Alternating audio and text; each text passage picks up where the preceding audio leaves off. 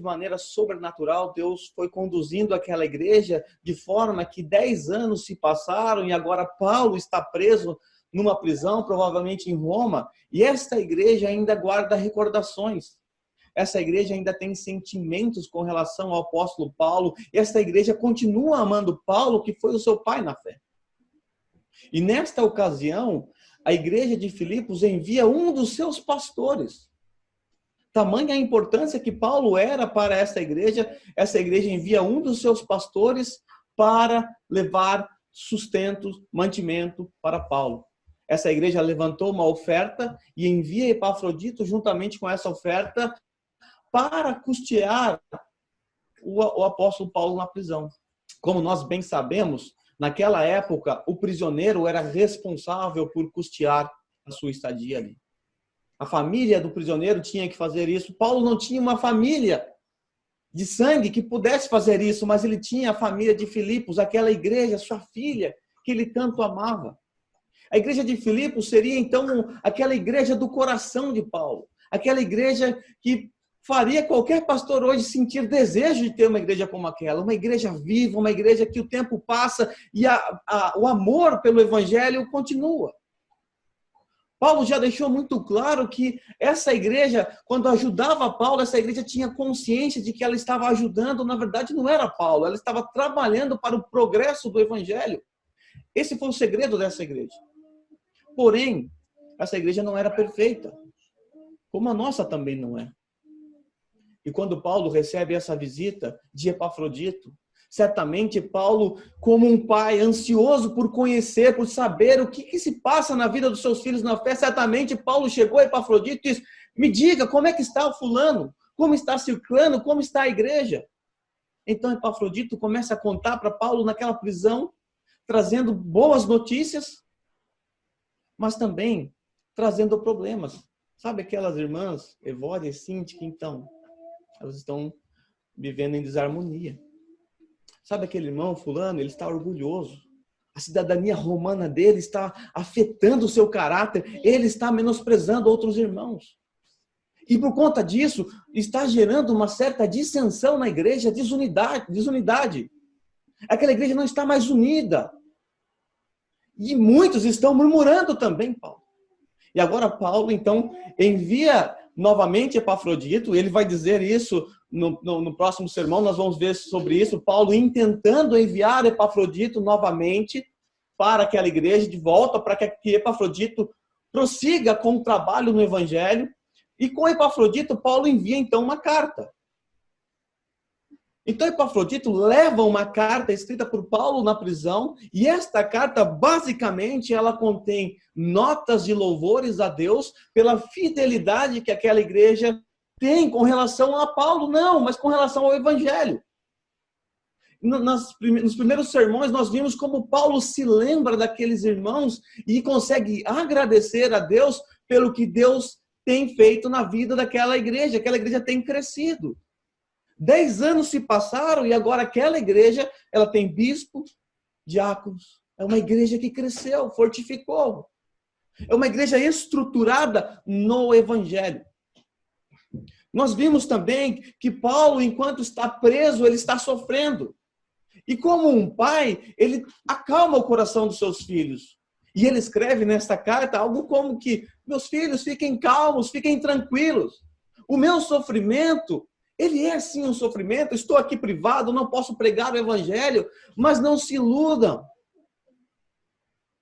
A minha prisão, o meu sofrimento tem servido para a expansão do evangelho.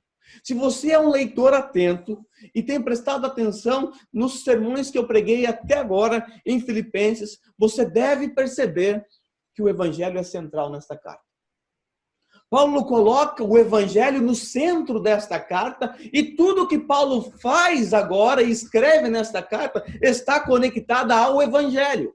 O seu sofrimento ele vê através das lentes do evangelho. Ele agradece a Deus pela vida da igreja, porque aqueles irmãos de Filipos amaram o evangelho ao enviar suprimentos para Paulo. No sermão passado, nós vimos que Paulo começa então a tocar na ferida. Paulo começa a pôr o dedo na ferida, ou seja, a tratar dos problemas. nós vimos que Paulo começa a pedir para aqueles irmãos para que eles vivam de maneira digna do evangelho, que esses irmãos deveriam permanecerem firmes num só espírito, lutando unanimemente pela fé do evangelho. Nós vimos que Paulo diz àqueles irmãos que eles devem ter o mesmo modo de pensar, ter o mesmo amor, ter o mesmo espírito e a mesma atitude. Paulo começa então a conclamar aqueles irmãos a viverem em unidade, a deixarem o orgulho de lado. E ele faz o quê para provar para aqueles irmãos que eles precisam fazer isso? Ele dá uma ferramenta muito importante. Ele expõe no capítulo 2, do versículo 5 até o versículo 11. O evangelho em toda a sua profundidade.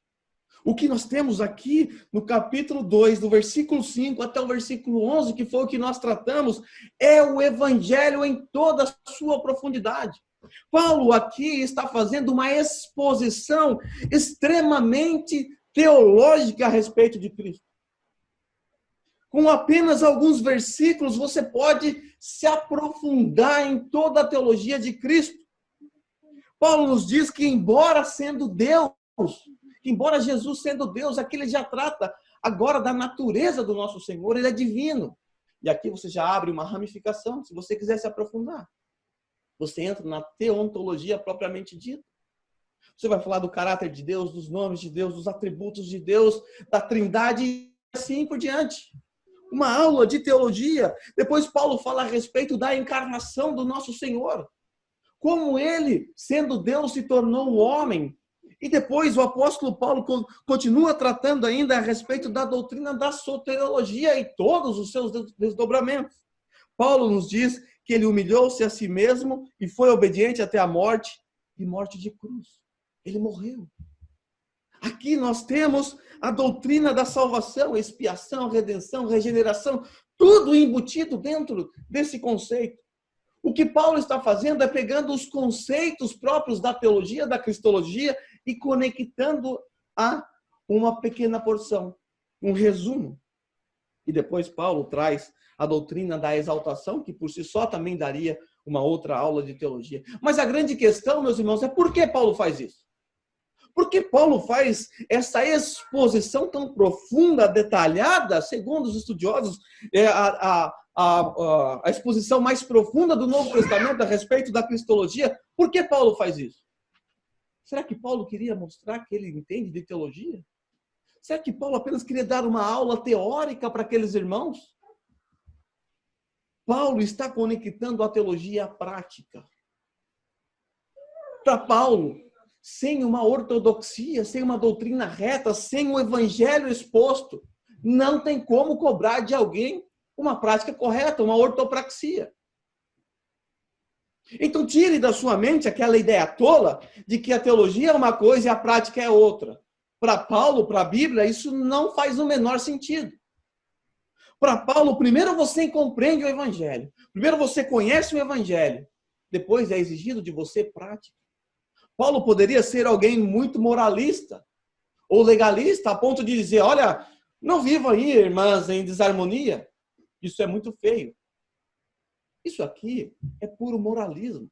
Qualquer ensinamento, qualquer ordem, sem o evangelho é moralismo. E Paulo então faz uma exposição profunda do evangelho para dar àqueles irmãos a ferramenta necessária para viver uma vida digna do evangelho. O que Paulo vai tratar hoje, dos versículos 12 até o versículo 18, é, na verdade, a doutrina da santificação.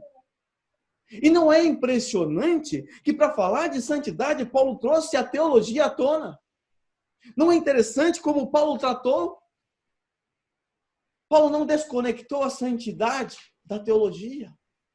Paulo apresenta o evangelho àqueles irmãos e depois que ele apresenta o evangelho, agora ele diz, vocês precisam viver de maneira digna do evangelho. Vocês precisam viver uma vida santa, uma vida em santidade. Por quê?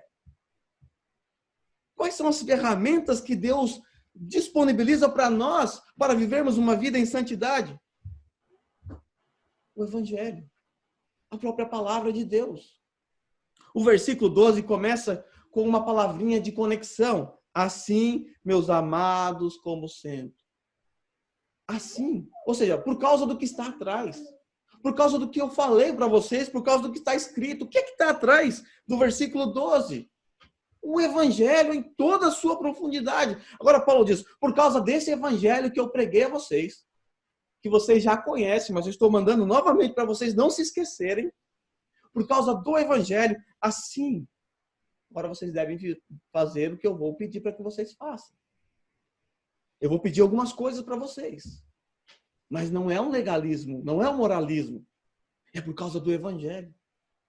Porque se vocês, meus amados irmãos de Filipos, irmãos de Randa, se vocês se lembrassem do evangelho, não se esquecessem da mensagem do evangelho, eles não cairiam nesses erros e nós também não cairíamos nesses erros.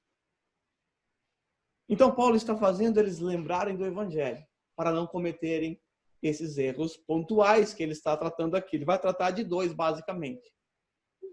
Mas nós podemos colocar os nossos aqui. Porque o evangelho, ele vai resolver esses problemas que nós temos enfrentado e que vamos enfrentar na nossa vida e que aquela igreja em Filipos, Efésios e todas as igrejas enfrentaram. Mas Paulo, para ele, a solução sempre é o evangelho. Sempre é o evangelho, porque o evangelho é central para Paulo. Então Paulo diz, assim, por causa do evangelho, meus amados, com esse meus amados, fica-nos evidente que Paulo vai exigir santidade de quem é salvo. Não dá para exigir, é impossível exigir santidade de quem não é crente, de quem não é salvo. E a prova disso também está lá no versículo 1 do capítulo 1.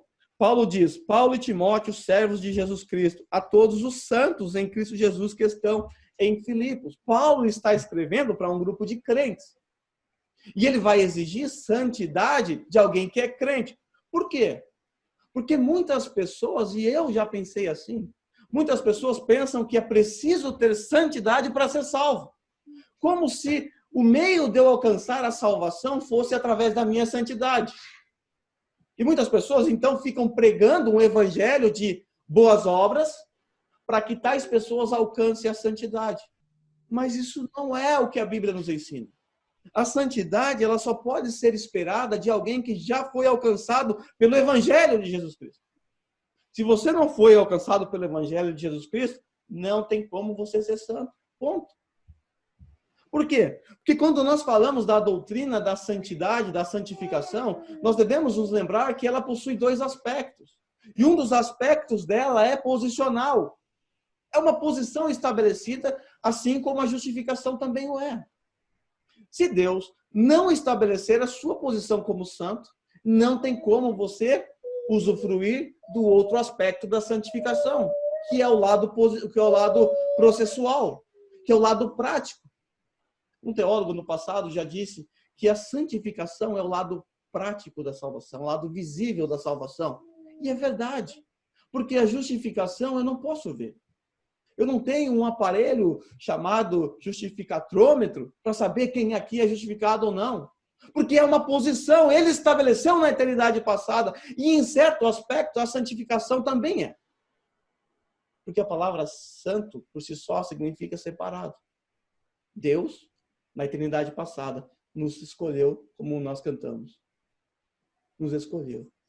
Então, nós só podemos ter atos, atitudes, ou seja, nós só podemos colocar a nossa santidade em prática por causa da posição estabelecida em Cristo. Ele nos escolheu, ele nos santificou. Ele nos separou para ele. Então, Paulo está escrevendo para um grupo de crentes, irmãos amados no Senhor. Então, ninguém deve ser santo para ser salvo. Antes, porque nós somos salvos, então nós devemos ser santos. A santidade, a santificação, ela é um reflexo natural daquele que conhece o Evangelho. É o reflexo natural daquele que foi alcançado pela verdade do Evangelho. Se você foi salvo, se eu fui salvo, naturalmente deve ser esperado de nós, de mim, santidade.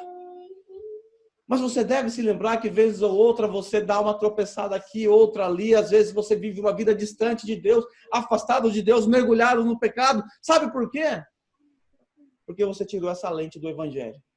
Você passou a olhar o mundo, passou a olhar as circunstâncias com os seus próprios olhos. E aí você acredita na força do seu braço. Você acredita que você é capaz de vencer alguma luta, quando na verdade você não é, e assim você vai se enfraquecendo e se entregando ao pecado. A lente do evangelho faz toda a diferença para nós. Paulo já tem mostrado isso ao decorrer da exposição dessa carta. Paulo diz àqueles amados irmãos: assim, meus amados, como sempre, vocês obedeceram não apenas na minha presença, porém muito mais agora na minha ausência. Nós percebemos aqui que aqueles irmãos de Filipos eram irmãos que sempre obedeceram ao que Paulo ensinava. O que Paulo ensinava? Adivinha? O evangelho. Esses irmãos aqui eram obedientes à palavra de Deus, que naquela época ainda estava em processo de ser escrita. Aqueles irmãos obedeciam os ensinamentos de Paulo, que era totalmente fundamentado no evangelho. Eles sempre obedeceram quando Paulo estava ali. E agora, a tradução da NVI ela não ajuda muito, mas a ideia é: agora que eu não estou presente na vida de vocês, vocês devem obedecer ainda mais. Por quê? Porque a nossa obediência ela não deve estar cativa a uma pessoa. Ela não deve estar presa a uma pessoa. Esses irmãos não devem obedecer porque Paulo está lá. Antes, porque eles foram alcançados pelo Evangelho de Jesus Cristo.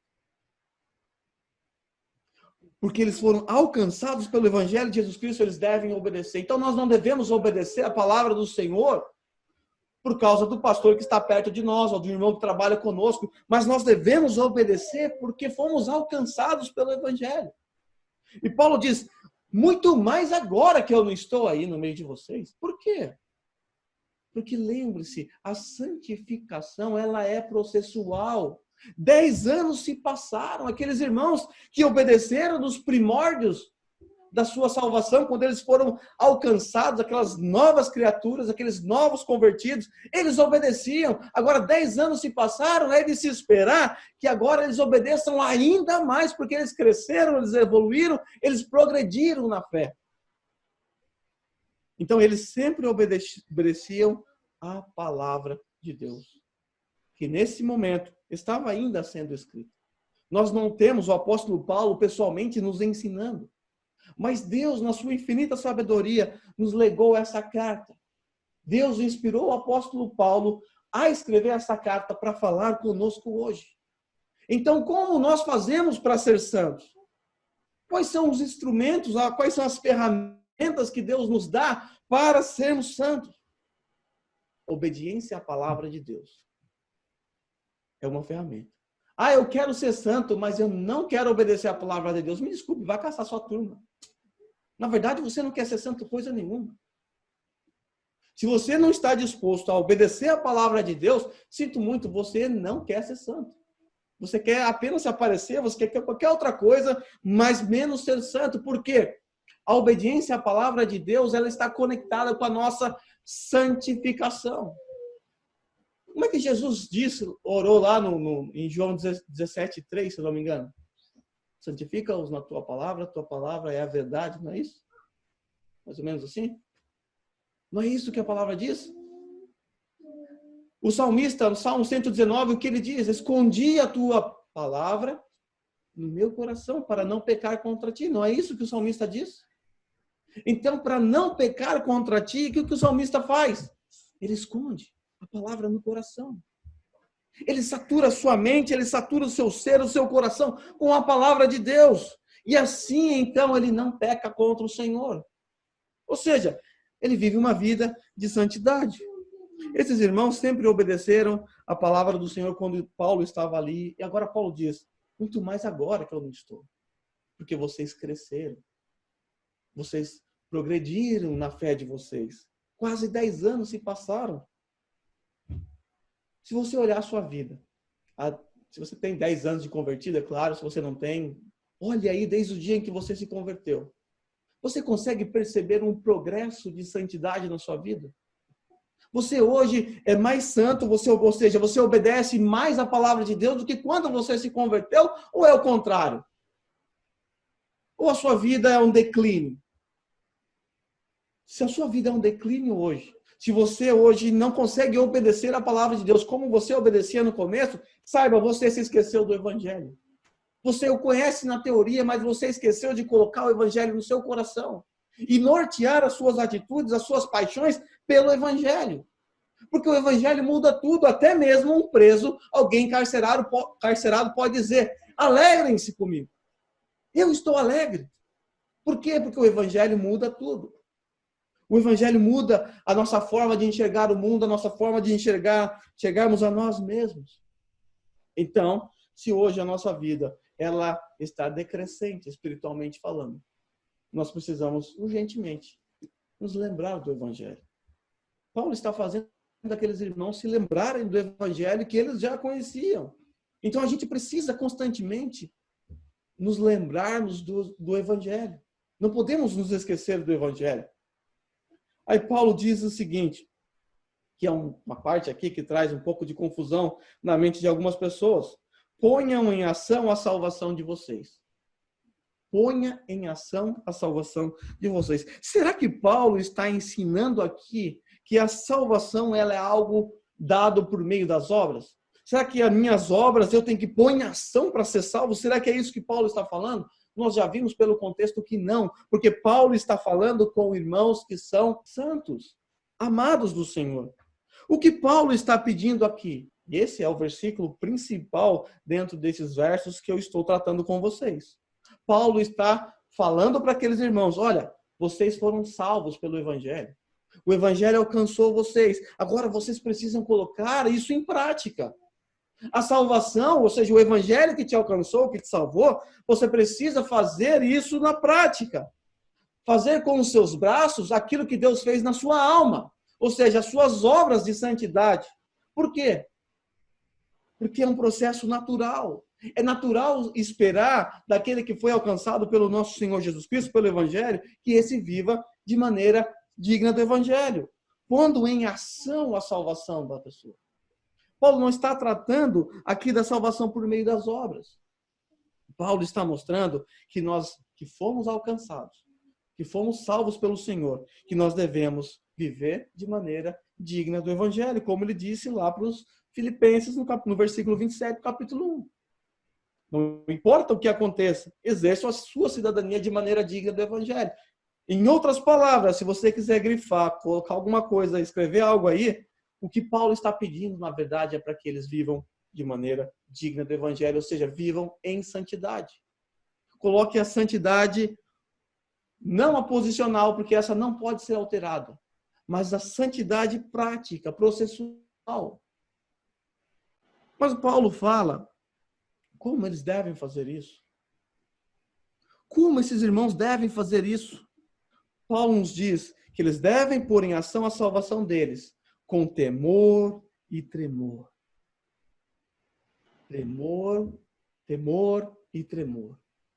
Duas palavras fortes. Por quê? Porque Paulo está falando para aqueles irmãos viverem uma vida de santidade tendo temor e tremor. Por causa do que ele disse lá atrás. Por causa do Evangelho que ele expôs. Por causa de quem Deus é. Quem é Deus? O que Deus fez no Evangelho, o que Deus fez em Jesus. Sabe o que Deus fez em Jesus? Matou o seu próprio filho. A Bíblia fala que Deus não poupou o seu próprio filho. Antes o entregou. Então nós estamos diante de um Deus que nos salvou, sim, em amor. Ele nos amou, porém existe um aspecto de Deus que você precisa saber, um atributo de Deus que você não pode esquecer. Ele é justo. E a sua justiça o levou a pregar o seu filho na cruz. Porque ele não poupou o seu próprio filho. A Bíblia nos diz que aquele que não cometeu pecado foi feito pecado por nós, para que em Deus fôssemos feitos justiça de Deus. Lá naquela cruz, para nos salvar, Deus mata o seu próprio filho. Naquela cruz, o Senhor Jesus é levado a experimentar o pior pesadelo da raça humana. O pior pesadelo que alguém pode esperar. E eu não estou falando dos cravos em suas mãos. Eu não estou falando dos chicotes, dos açoites. Eu não estou falando da coroa de espinho. Eu não estou falando da sua morte física. Estou falando de algo pior, que você e eu não experimentamos e não vamos experimentar, porque Ele experimentou no nosso lugar. Eu estou falando da justiça, do juízo eterno sobre nosso Senhor Jesus Cristo. Deus derramou a sua ira santa sobre Ele naquela cruz. Deus matou o seu próprio filho. Eu não sei se você consegue vislumbrar isso. Deus não poupou o seu próprio filho. Como eu posso viver uma vida porca diante desse Deus? Como eu posso viver uma vida sem santidade? Como eu posso não levar em conta o que Deus fez para me salvar pelo Evangelho, pelo nosso Senhor Jesus Cristo, a ponto de matá-lo?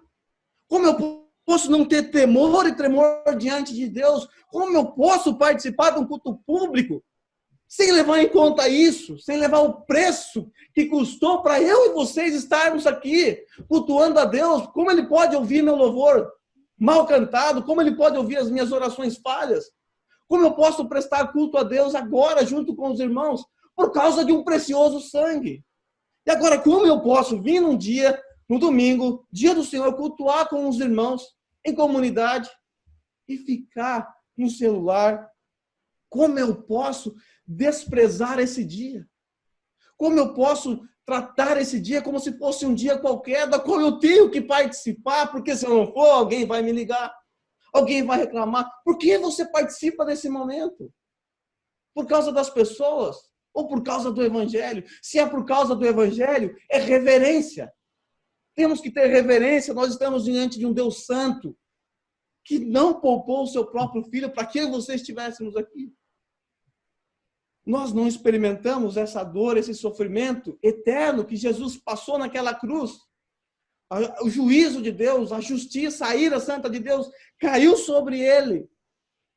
Se eu entender isso, se eu entender a gravidade dos meus pecados, entender o preço que foi pago para eu estar aqui, certamente eu teria mais zelo. Eu me portaria de maneira diferente no culto público. Quando nós acordamos domingo de manhã para virmos ao culto, adorarmos o Senhor, o que passa na nossa mente? É só mais um dia. Tem que ir lá, senão o pastor Carlos vai pegar no meu pé. Tem que ir lá, senão que os irmãos vão falar de mim. Será que nós acordamos? Ou será que no sábado à noite nós já dormimos pensando no privilégio que é cultuar ao Senhor em comunidade? Será? Eu acredito que a maioria de nós não faz isso. Eu acredito que a maioria de nós trata o culto público apenas como uma reunião qualquer. Nós estamos diante de um Deus santo, que exige de nós santidade. Por isso, como eu ponho em ação a minha salvação? Olhando para o Evangelho, olhando para o preço que foi pago para que eu pudesse ser santo. E tendo tremor e temor desse Deus que se agradou em moer o seu filho naquela cruz. Isaías 53 diz isso. Como podemos cultuar a Deus de qualquer forma? Como nós podemos, irmãos? E temos cultuado a Deus de qualquer forma, de maneira porca, de maneira vergonhosa, sem levar em conta a santidade de Deus, é porque nos esquecemos do Evangelho. Nos esquecemos do preço que foi pago. Nos esquecemos do que custou a nossa salvação. Custou a morte do nosso Senhor Jesus Cristo. Paulo está pedindo aos irmãos, e está pedindo a nós, através dessa palavra, para vivermos uma vida de santidade. Eu pergunto, santidade é algo fácil para nós? A santidade é impossível. A santidade não é difícil, ela é impossível. Se nós formos realizarmos obras de santidade pela nossa própria força, pela nossa própria natureza, é impossível, porque nós temos uma natureza caída, uma natureza corrompida, que deseja o mal o tempo todo. Nós só podemos cumprir isso aqui, só podemos obedecer, só podemos pôr em ação a nossa salvação, pelo que Paulo vai dizer no versículo seguinte. Pois é Deus quem efetua em vocês tanto querer quanto realizar de acordo com a boa vontade dele. Se não for Deus agindo em nós, se não for Deus mudando o nosso querer, nós nunca vamos desejar ser santos por nós mesmos. Porque a nossa natureza não deseja ser santa. A nossa natureza, pelo contrário, ela deseja aquilo que é mal, aquilo que é pecado. Porque é isso que satisfaz a nossa carne, o pecado. Mas Deus age nos seus amados, nos seus eleitos, de forma que Deus efetua em nós tanto querer e nos dá capacidade, disposições para realizar de acordo com a boa vontade dele. Então, no processo de santificação, nós temos a nossa responsabilidade, sim, nós temos que pôr em ação a nossa salvação, porém não é na força dos nossos braços. Não é por nós mesmos, não é porque você é bom, mas é porque ele é bom. É porque a vontade boa dele gera em você, faz mover em você um querer a ponto de você ser capaz de realizar. Só é possível, irmão, porque somos habitação do Espírito Santo. Só é possível porque ele nos deu uma nova natureza. Ano passado, com o Franklin, a gente foi numa igreja e uma moça lá, uma senhora, pegou o microfone para falar. Ela se exaltou o tempo inteiro. Eu oro de tal hora até tal hora. Vocês estavam lá, vocês devem se lembrar. Eu jejuo aqui e tal. Ela ficou uns 10 minutos falando das obras de santidade que ela faz, ou que realizou naquele dia. Meus irmãos, ela não entendeu o Evangelho. Veja o que Paulo diz. É Deus quem efetua em vocês tanto querer como realizar de acordo com a boa vontade dele. É ele. Se você viver uma vida de santidade, se você conseguir viver uma vida profunda de santidade, é ele. Não é porque você é bom. Não é porque você consegue, é porque ele atuou, trabalhou em você. Se ele não tivesse te dado essa nova natureza, você deveria passar pela cruz como Cristo passou, sofrendo toda a ira eterna de Deus. Como você não tem condições de passar pela cruz, o juízo de Deus será manifesto em outro lugar, numa punição eterna. Era isso que nós merecíamos sem essa nova natureza. Então não tem como nós nos vangloriarmos da nossa santidade. Devemos nos lembrar que Deus, ele opera em nós, e Paulo já tinha dito isso aos nossos irmãos lá no versículo 6 do capítulo 1, veja só. Estou convencido de que aquele que começou a boa obra em vocês vai completá-la até o dia de Cristo. A nossa salvação, ela é obra exclusiva do nosso Senhor. E dentro de todo esse processo, existe um aspecto ali da santificação que exige de nós obediência à palavra do Senhor, que exige de nós vivermos uma vida de maneira digna do Evangelho, fazendo isso com tremor e temor, porque Deus é quem faz, um Deus justo. Mas o texto nos diz que ele faz em nós, tanto que ele realiza em nós, ele trabalha o nosso querer, de acordo com a boa vontade dele, para o seu próprio prazer, para a própria glória de Deus. Deus atua em nós. Agora, irmãos, a partir do versículo 14, Paulo começa, então, depois de expor o Evangelho em toda a sua profundidade, depois de fazer aqueles irmãos se lembrarem de quem Deus é, do que Deus fez em Cristo Jesus naquela cruz, do preço, do alto preço que foi pago, agora Paulo começa a tratar dos problemas que aquela igreja enfrentava. Problemas que pode ser que a gente enfrente, esteja enfrentando, ou vai enfrentar, ou outros problemas que não estão listados aqui. Paulo cita 2 problemas aqui, e ele pede àqueles irmãos para corrigir esses problemas através das lentes do Evangelho, colocando a lente do Evangelho. Se esses irmãos aqui, e se nós entendermos o Evangelho e olharmos esses pontos aqui com a lente do Evangelho, nós, assim como os irmãos de Filipos, não teriam cometido o mesmo erro. Vejam só, verso 14. Façam tudo sem queixas nem discussões. Façam tudo sem queixas, algumas traduções, murmurações, nem discussões. Discussões podem ser contendas, divisões. Irmãos de Filipos, façam tudo sem queixas nem discussões. Interessante. Paulo expôs o Evangelho primeiro. E agora Paulo está exigindo deles na prática. Na prática. obras de santidade. Paulo está apontando para a ferida deles agora, está colocando o dedo na ferida deles. Vocês estão murmurando demais. Vocês estão vivendo de maneira queixosa. Vocês estão se queixando o tempo inteiro. Há contenda no meio de vocês. Há desunião no meio de vocês. Por quê? Porque falta humildade. E aí, então, Paulo, ao dar essa ordem àqueles irmãos, esses irmãos agora, assim como nós, devemos olhar essa ordem tendo o evangelho como a lente. Por quê? Porque isso muda tudo. Se esses irmãos não houvessem se esquecido do evangelho, jamais eles estariam se queixando ou murmurando. Porque como posso eu murmurar?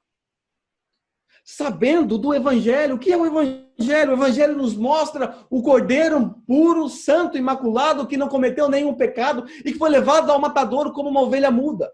Se tem alguém na face da terra que poderia reclamar de algo, era o Senhor Jesus. Ele não cometeu nenhum pecado. Nenhum pecado. Foi levado ao matadouro e foi levado como uma ovelha muda. Ele não reclamou. Como posso eu reclamar dos meus sofrimentos? Como posso eu reclamar do desemprego? Como posso eu reclamar de qualquer circunstância, sendo que Deus não reclamou, o próprio Jesus não reclamou? Você acha que os seus problemas é maior do que o que ele enfrentou, que a sua luta é maior do que a dor que ele sentiu? Ele viu o próprio Pai virando as costas para ele. Ele viu o próprio Pai infringindo todo o castigo eterno, toda a justiça, toda a ira sobre ele. E ele não reclamou. Como posso eu reclamar? Como pode vocês reclamarem? E nós somos campeões em reclamar. Somos campeões em reclamar. Se chove, está ruim. Se está sol, está calor. Se tem muito serviço, está ruim. Se tem pouco serviço, está pouco. Não é? A gente reclama o tempo todo. A igreja não está boa, os pastores não estão bons, os irmãos do louvor estão ruins. Tudo está ruim. Tudo está ruim porque somos campeões. Agora, como posso reclamar? Tendo a lente do evangelho. Eu deveria me sentir envergonhado de reclamar, de murmurar, de me queixar. Por quê? Porque ele não se queixou. Ele foi mudo para aquela cruz. E ele tinha todas as razões para isso. Eu não. Eu sou um miserável pecador que fui salvo pela graça. Tudo é graça para mim. Tudo é graça. Ah, está uma crise, eu perdi meu emprego. Pare de se queixar. Deus vai cuidar de você. Ele fez aquilo que era mais importante. Ele te chamou para ser filho dele. Ele te salvou, ele fez aquilo que é mais importante na sua vida. Você é um filho de Deus. Para de reclamar, ele vai cuidar de você. Ele deu o seu próprio filho. Ele deu aquilo que é melhor, aquilo que é mais importante para ele. Ele deu o seu próprio filho, você acha que ele não vai te dar comida? Você acha que ele não vai te sustentar? Confie nele. Confie nele, pare de se queixar. Apenas confie, ele é seu pai, ele vai cuidar de você. Por quê? Por causa do evangelho. No evangelho nós vemos um Deus que doou a sua própria vida. Certamente ele vai cuidar de você. Como tem cuidado. Talvez você não tenha percebido. E por causa disso, você tem murmurado. Se nós olharmos para o evangelho, para a cruz de Cristo, não sobrará espaço para murmurações e queixas. Antes, só sobrará gratidão em nossos corações. Só sobrará alegria em nossos corações. Paulo está falando da carta da alegria. Por que Paulo se alegra tanto? Porque ele sempre olha para o evangelho. Porque ele sempre olha para o evangelho, ele se lembra de quem ele é. Num dos sermões mais para frente aqui, ele vai falar de quem ele era, como ele trata e considera tudo aquilo como esterco por causa de Cristo. E agora ele pode se alegrar por causa do evangelho. O evangelho muda tudo. Inclusive as nossas atitudes. Inclusive o fato de nós murmurarmos. Se nós olharmos para o evangelho, certamente não murmuraríamos. Paulo diz também, nem discussões, nem contendas ou divisões. O texto que foi lido por alguém hoje, acho que foi pelo irmão Cristiano, lá de Efésios capítulo 2, fala que Deus, olha o que Deus fez pelo Evangelho. Olha, eu não sei se você já parou para pensar na loucura do Evangelho, o que o Evangelho é capaz de fazer. Deus pegou os judeus, pegou os gentios, dois povos irreconciliáveis, que não tinham acordo, jamais se assentariam à mesma mesa para comer. Olha o que Deus faz pelo que Cristo fez na cruz. Dos dois, Deus fez um único povo. Deus derruba o muro de separação que havia entre esses povos. Agora, como posso eu, como pode você, no seio da igreja, no corpo de Cristo, levantar discussões, levantar contendas? Como podemos nós dividir aquilo que Deus uniu? Esses irmãos aqui, eles estavam dividindo o corpo de Cristo, e nós vamos ver lá no capítulo 4, versículo 2, que Síntique e Evódia estavam separadas, estavam em discórdia, e tudo isso, somado a mais outros problemas, a falta de humildade, tudo isso estava levando a igreja a pensar do mesmo modo, a não viver em amor, a não viver o mesmo espírito e a não ter a mesma atitude, que foi o que nós já tratamos. Agora, como podemos nós fazer isso? Sendo que na cruz Deus uniu. Primeiro, Deus nos uniu ao Pai. Jesus nos uniu ao Pai através de seu sangue. Que era impossível termos comunhão com Deus. Ele uniu. E depois Deus une as pessoas, o seu rebanho. Como nós podemos dividir, causar contendas, dissensões no meio da igreja? Quando alguém chega para nós com dificuldade com algum irmão, alguém está com raiva um do outro, aconteceu alguma coisa, nós somos campeões de jogar um contra o outro. Alguém chega para você e fala, olha, o irmão fulano aí fez isso, isso, isso. Tem certeza, na maioria das vezes nós jogamos álcool no fogo. Nós colocamos mais lenha. Nós começamos também a falar mal do irmão, quando na verdade nós deveríamos ter atitude pacifista, de pacificadores. Nós deveríamos dizer, irmão, perdoe, porque Cristo te perdoou. Perdoe, sabe por quê? Porque a salvação desse irmão que te magoou, que te ofendeu, custou o mesmo preço da sua salvação. Deus o comprou com o mesmo sangue. Por causa desse irmão que te magoou, Deus matou o seu próprio filho na cruz do Calvário. Assim como Deus matou o seu próprio filho por causa de você, por causa dos seus pecados. Então, que diferença há? Como eu posso não perdoar um irmão? Como eu posso gerar contendas, sendo que Deus me perdoou, sendo que Deus me uniu no corpo de Cristo?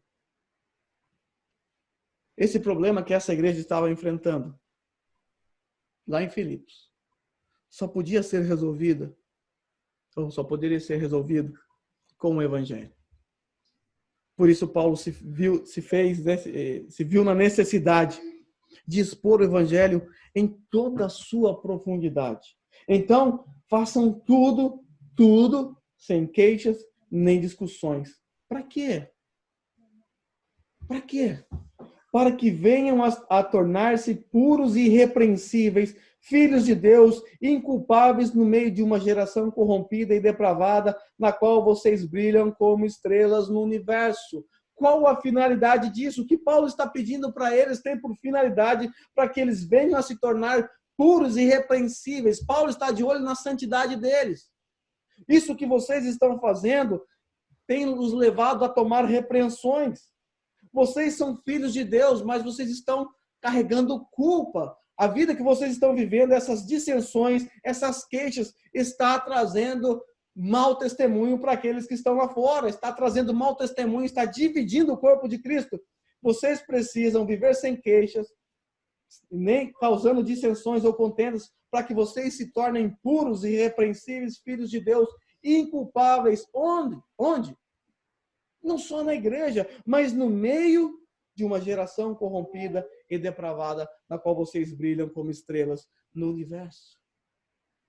A santificação também serve para que nós venhamos a anunciar o Evangelho através das nossas vidas, para que as pessoas, ao olharem para nós, elas percebam algo diferente e isso gere em nós uma oportunidade de pregarmos o Evangelho, para sermos como luz, como luzeiros no meio de uma geração corrompida. Como será que os incrédulos, os ímpios que estão à nossa volta nos enxergam? Será que o brilho do Evangelho faz a gente se destacar no meio deles? Será que eles olham para nós e percebem algo diferente em nós? Uma luz própria do Evangelho? Ou será que eles não percebem diferença nenhuma? Talvez a única diferença sua para um ímpio é que você não fale palavrões. Isso se você não fala, né? Porque eu não sei, eu não estou lá. Porque se falar aí, não tem diferença nenhuma. Será que a única diferença que as pessoas podem ver em nós é que nós somos religiosos? Que nós lemos a Bíblia no nosso canto quando lemos? Será que eles percebem na prática a nossa atitude humilde como a de Cristo? A nossa atitude sem ser arrogante, sem menosprezar o próximo?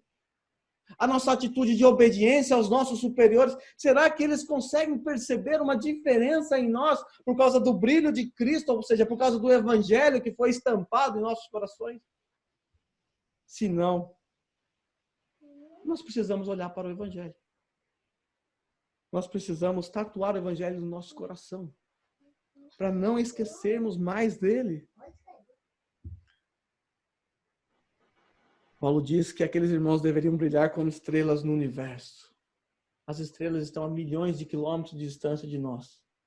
Mas nós podemos contemplar o seu brilho, porque o seu brilho é irresistível. Não sei se você já fez isso, talvez, Rogério, que é lá em Minas, lá no sertão, lá deve ser mais fácil para ver isso. Mas muitas vezes, quando criança, nós íamos para a roça e nós ficávamos deitados na grama, olhando o céu estrelado. Aquela coisa mais linda, brilhando. Você não pode apagar o brilho de uma estrela, porque o seu brilho é natural. Assim deveria ser conosco. Nós não podemos apagar o brilho do Evangelho em nossas vidas, porque é natural, é a consequência natural de alguém que é salvo em Cristo Jesus, pelo Evangelho, pelo poder do Evangelho, pelo que ele fez na cruz. A consequência natural é uma vida em santidade. É uma vida em santidade, devemos brilhar. Aí o versículo 16. Paulo, mais uma vez, toca aqui no instrumento que Deus outorgou à igreja para vivermos uma vida em santidade. Versículo 16, Paulo nos mostra o que devemos fazer para vivermos como estrelas brilhando no meio dessa geração depravada, corrompida, para vivermos de forma irrepreensíveis, para vivermos como filhos de Deus inculpáveis, puros, sem manchas. Paulo diz aqui no versículo 16, o segredo é retendo firmemente a palavra da vida. Retendo firmemente a palavra da vida. O segredo da nossa santificação está nesse livro que você tem em suas mãos, que Deus te deu. Então retenha, guarde para você, esconda, como o salmista disse, a palavra no teu coração, para você viver uma vida de santidade, para a gente viver uma vida de santidade. Se assim o fizermos, se escondermos a palavra no nosso coração, viveremos de maneira digna do Evangelho. Viveremos de maneira digna do Evangelho. Eu não vou entrar no versículo 17, porque não vai dar tempo. Eu vou deixar isso para fazer na próxima oportunidade. Mas tudo que nós vimos até aqui é como Paulo considera o Evangelho fundamental para a vida do cristão. E que sem o Evangelho é impossível vivermos uma vida de santidade. Eu sei que muitas vezes, nós nos esquecemos das verdades do Evangelho. Muitas vezes nós esquecemos do preço que foi pago naquela cruz. E por nos esquecermos disso, muitas vezes não vivemos uma vida digna do Evangelho. Por nos esquecermos do que o Evangelho nos ensina, nós nos esquecemos de pôr em ação a nossa salvação, ou seja, a vivermos uma vida de santidade. Nós nos esquecemos de cultuar ao nosso Deus ou de viver a nossa vida com temor e tremor diante desse Deus. Mas o que eu quero conclamar aos irmãos nesse momento é que todos nós jamais nos esqueçamos do Evangelho. Porque quando nós nos esquecermos do Evangelho, no momento em que nos esquecermos, certamente nos afastaremos de vivermos uma vida digna do Evangelho. Se nos afastarmos do Evangelho, se não retermos firmemente a palavra da vida em nossos corações, jamais poderemos colocar em ação a nossa salvação. E se porventura você vier a ser um super santo, conseguir fazer muitas obras de santidade, seja ainda mais humilde. Não se esqueça que é por causa dele, que é por causa de Jesus, que é pelo que ele fez, é por causa da nova natureza que ele te deu na regeneração. Caso contrário, seríamos incapazes de viver uma vida digna do Evangelho. Eu termino com o versículo 27, do capítulo 1. Não importa o que aconteça, exerça a sua cidadania de maneira digna do Evangelho. Irmão, não importa o que aconteça. Não importa. Seja o Covid-19, seja o desemprego, seja a ofensa que algum irmão te causou. Não importa se um chefe te atacou, se um chefe te ofendeu. Não importa. Você deve viver de maneira digna do Evangelho de Jesus Cristo. Que o Senhor nos ajude. Meu tempo já foi, né? Que o Senhor nos ajude nesses tempos terríveis a vivermos de maneira digna do Evangelho. Porque só assim poderemos colocar em ação a nossa salvação. Só assim. Que o Senhor nos ajude. Curva sua cabeça nesse momento. Senhor Deus, nós agradecemos ao Senhor pelo Evangelho. Nós agradecemos ao Senhor porque podemos contemplar aquela cruz de dor, aquela cruz horrível, horrorosa. E mesmo ao contemplar essa cruz, Senhor, nós podemos vislumbrar o Teu amor para conosco. Porque quando nós olhamos para o Evangelho, nós vemos o nosso Senhor Jesus Cristo se doando por nós, miseráveis pecadores. Obrigado, Senhor, porque ao olhar para o Evangelho, nós descobrimos que a justiça foi satisfeita naquela cruz. E dessa forma o Senhor nos redimiu. Dessa forma o Senhor nos justificou. E por causa do que Cristo fez na cruz, o Senhor nos regenerou. E por causa de tudo isso, nós temos paz com o Senhor. Senhor, perdoa os nossos pecados, perdoa, Senhor, as nossas falhas. Nos perdoa, Senhor, porque não temos vivido de maneira digna do Evangelho. Perdoa-nos, Senhor, porque temos dificuldade para perdoar os nossos irmãos, porque temos dificuldade de ter comunhão com alguns irmãos. Perdoa-nos, Senhor, por construir ou levantar esse muro de separação que o Senhor derramou pelo Evangelho. Perdoa, Senhor, o nosso descaso no culto público, quando muitas vezes não fazemos com temor e tremor. Nos perdoa, Senhor, por não colocarmos a nossa salvação em ação. Nos perdoa, Senhor, por darmos ouvidos à nossa carne. Pedimos ao Senhor pela vida da nossa igreja aqui em Randa, para que o Senhor nos ajude a progredir como igreja, como irmãos, como cristãos, como salvos. Que a nossa vida seja um progresso e que cada dia mais amemos o Senhor, retendo firmemente a palavra da verdade nos nossos corações. E com isso, naturalmente, amaremos os nossos irmãos.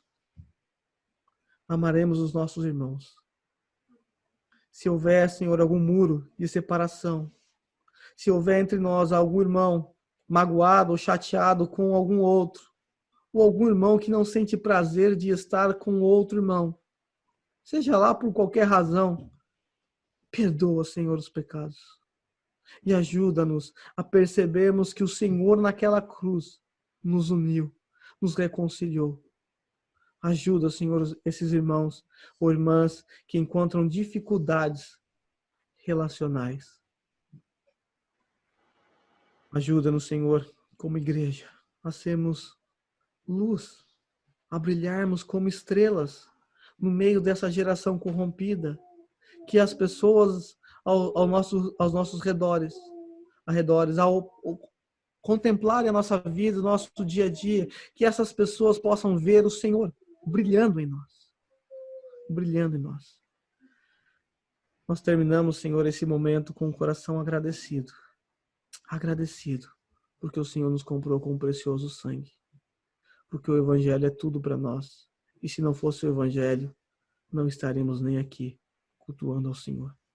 Eu te agradeço no nome santo de Jesus. Amém.